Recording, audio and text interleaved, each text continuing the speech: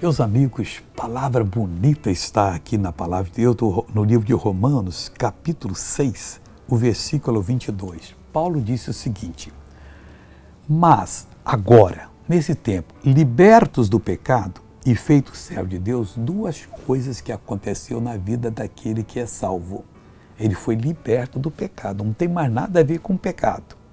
E ele agora é servo de Deus, da justiça, da luz, desse ser maravilhoso que faz tudo por ele mesmo, mas nos criou a imagem e semelhança dele porque ele nos amou, ele quer uma pessoa do lado dele.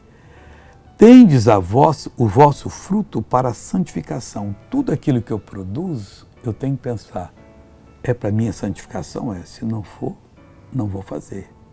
Se combater a minha salvação, nem de longe. E por fim, a vida eterna. Aí eu vou ser uma pessoa feliz por toda a eternidade. Vamos ficar firme com Jesus? Veja essa pessoa que foi abençoada, eu já volto. Não tenho mais dor. A dor foi embora. Saiu agora?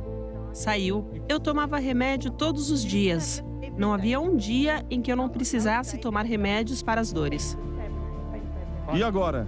Saiu? Agora a dor saiu. Eu voltei para orar com você agora, Pai. Eu estou unido com essa pessoa. Eu venho determinar a vitória dela. Eu vou exigir a saída do mal. E em nome de Jesus eu faço isso agora. Mal, solta essa vida, vai embora, não perturbe mais. Essa pessoa está abençoada agora e para sempre, em nome de Jesus. Amém.